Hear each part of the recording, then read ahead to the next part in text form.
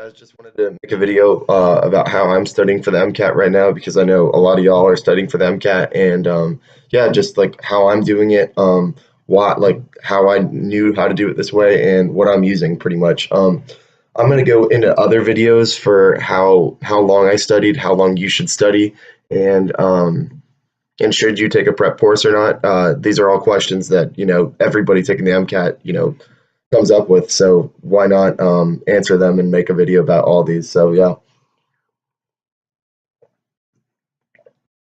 the first resource I used was the Kaplan books. It's these book set, and any date between I want to say 2015 and now is the it's current for the MCAT. So they make minor variations per year, but these books largely stay the same. And I like Kaplan because it doesn't go into too much detail about stuff because I've heard Princeton Review does a lot of detail, just almost too much. And then Exam Crackers, I feel like it's more tells you how all the tricks and everything, but doesn't go into enough detail. And Kaplan's that good combination between the two of giving you enough detail, telling you what you don't need to know on the test. That's a huge thing. And yeah, so it just doesn't go into too much detail, gives you good examples, gives you good worked examples. And then at the end of the chapter, they have 15 questions that you can go over to test your knowledge. So I like that too. And on every single one of these, I went all the way through them and put them into Anki. I didn't take actual physical notes in these books. And that's because I use Anki, which I'm going to go into later in this video, but I took no physical notes in these books. And there's a reason behind that. But I did all the worked examples and all that. So yeah, all these here probably took me 160 hours to put into Anki form and go through all the worked examples and everything. And I did every single one of these Kaplan books other than the cars section because I don't find their cars to be useful. And then their behavioral science, so their psych-soc section, I did not read that book either at all. And I'm going to go into what I used for psych-soc and cars here real soon. Note about these Kaplan books, you can find them online for about $200, so it's not going to run you that much money. That's just a note for that. And for the psych-soc section and behavioral science section, what I used was a 300-page document made by a guy named Premed 95. And what this guy did was he went through every single one of the AAMC videos and on Khan Academy. So the AAMC paired up with Khan Academy, and they made a list of videos. And all these videos had everything you need to know for the behavioral science section. And what this guy did was he made examples and wrote every detail that you needed to know from these videos and put it all into a 300-page document. And what I did was, as well, like the same thing I did with the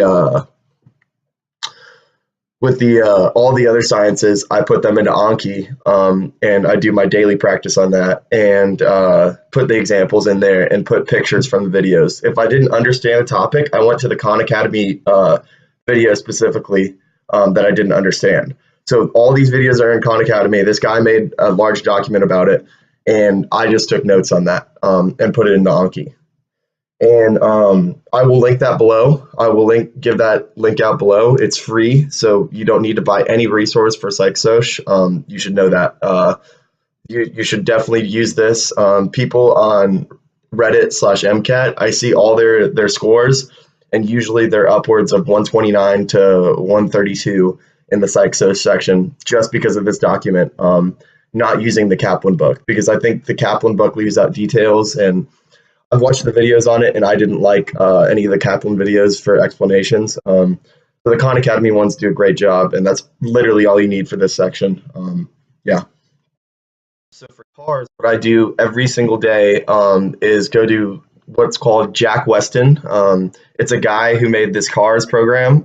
He specifically tutors people in cars for the MCAT because I know a lot of people have trouble getting their cars score up, and it's probably the hardest section to bring your score up.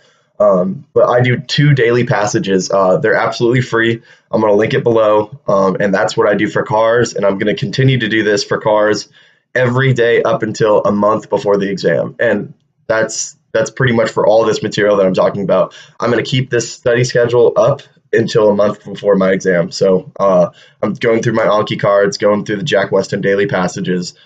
doing all this stuff up until a month before, and I'll tell you why at the end of this video. I've covered what I do for cars, I've covered what I do for psych soc, and I've covered what I do for the rest of the sections, the chem phys and biochem. That was all the Kaplan books.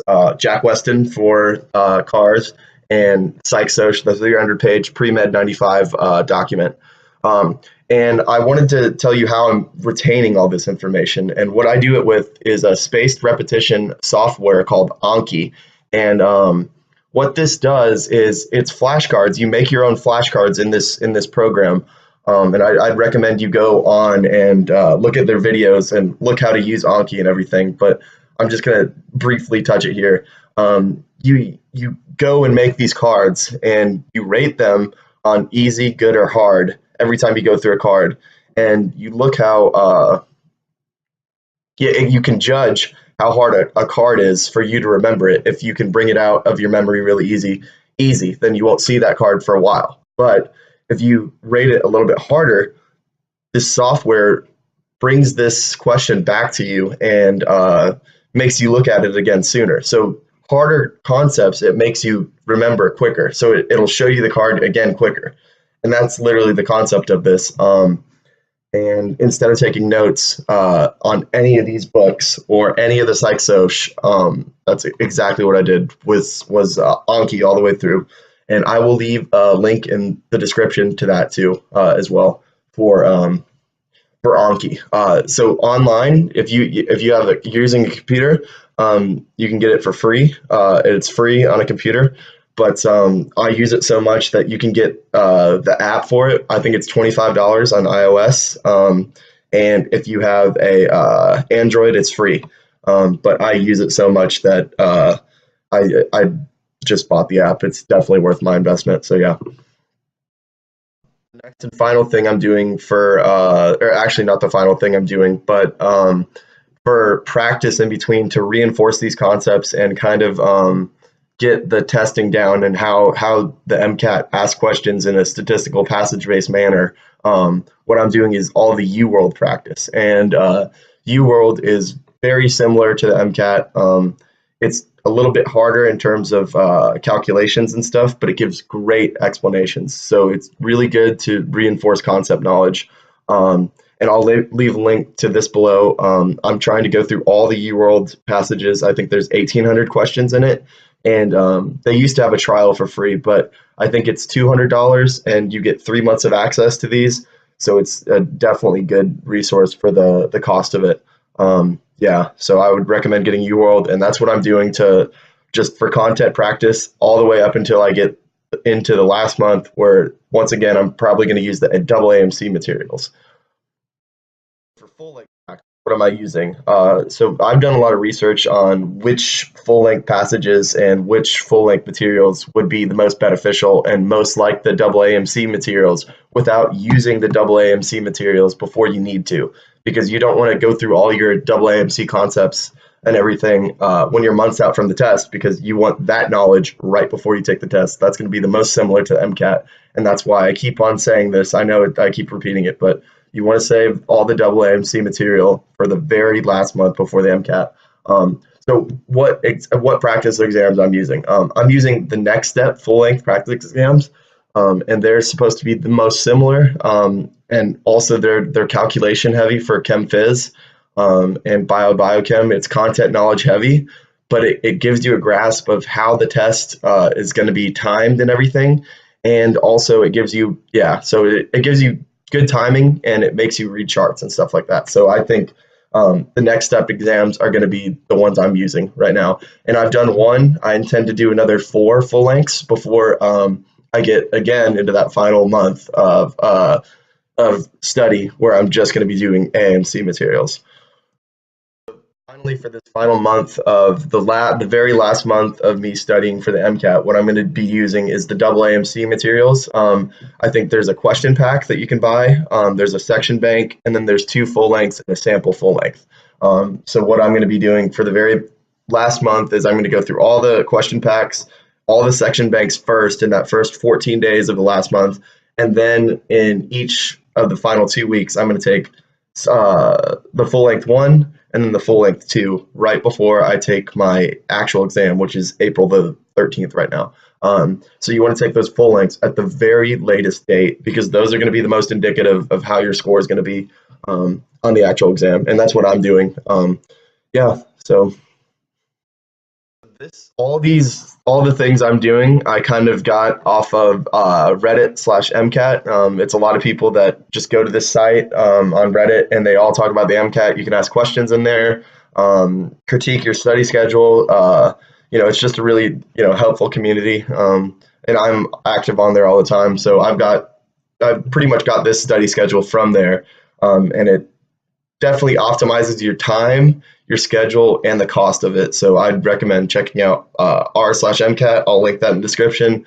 I'll link Anki, NextStep, UWorld, AAMC, the question packs and everything you need to buy from them, and then the 300-page psych-soc document. So really, the only actual test prep thing you need to buy is the Kaplan books. And so that's what I would recommend. I mean, you can go TPR, you can go any other books. I think the actual books that you get are less important than any others. But I'll put all those links down in the description. And this is what I'm doing for the MCAT. And yeah, I'll come up with other videos. Let me see the other two I had. Yeah, so should you buy a prep course? I'm going to talk about that in another video. And how long should you study for the MCAT? So I'll give you my time scale of this.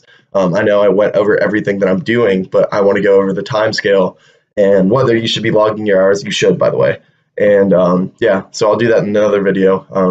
Hope you enjoyed. This is what I'm doing. Just share what you're doing below. And yeah, thanks for watching.